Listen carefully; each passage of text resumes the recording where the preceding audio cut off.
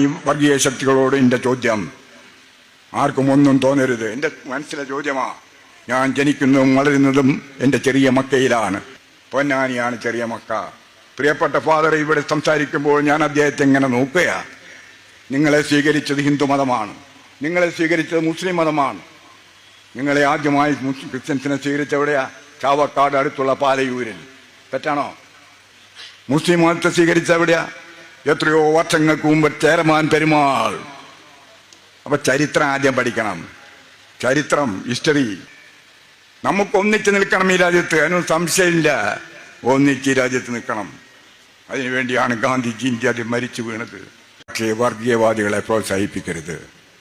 ഈ രാജ്യം നമുക്ക് ഒന്നിച്ച് നിൽക്കാൻ വേണ്ടിയാണ്. ഈ രാജ്യം ഇന്ത്യയിലെ ഹിന്ദുവും മുസൽമാനും ക്രിസ്ത്യാനിയും പാർസിയും ജൈനും ഒന്നിച്ച് നിൽക്കാനുള്ള ഇന്ത്യ, നിങ്ങൾക്ക് പഠിച്ചു വളരാനുള്ള ഇന്ത്യ. നിങ്ങൾക്ക് ഈ രാജ്യത്തെ ഒട്ടേറെ കോളേജുകൾ, ഒട്ടേറെ യൂണിവേഴ്സിറ്റികൾ സംഭാവന ചെയ്ത് ആരാന്നറിയാമോ? ഇന്ത്യയിൽ സ്വാതന്ത്ര്യം കിട്ടുമ്പോൾ ഒരു വസ്തുമില്ല, ഒരു സ്കൂൾ പോലും ഇല്ലാത്തൊരു ഇന്ത്യ.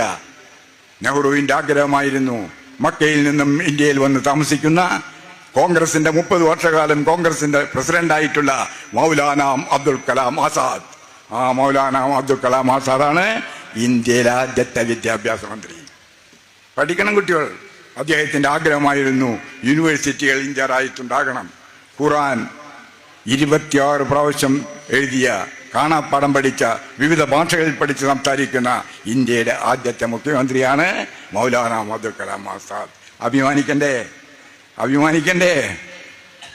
അതുകൊണ്ട് എൻ്റെ പ്രസംഗം കേൾക്കുന്ന കൊച്ചുകുട്ടികൾ, നിങ്ങൾ പഠിച്ച് നന്നാവണം. ഈ വർഗീയ ശക്തികളോട് എൻ്റെ ചോദ്യം ആർക്കും ഒന്നും തോന്നരുത്. എൻ്റെ മനസ്സിലെ ചോദ്യമാ.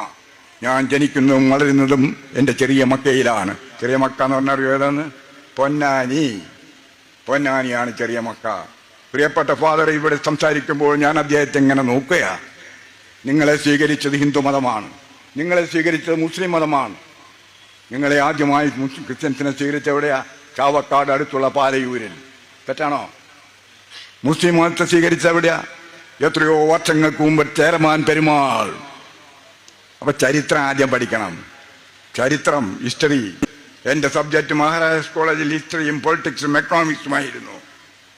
ആദ്യം ചരിത്രം പഠിക്കണ്ടേ? എങ്ങനെയത്? നമുക്ക് ഒന്നിച്ച് നിൽക്കണം ഈ രാജ്യത്ത്, അതിനൊന്നും സംശയമില്ല.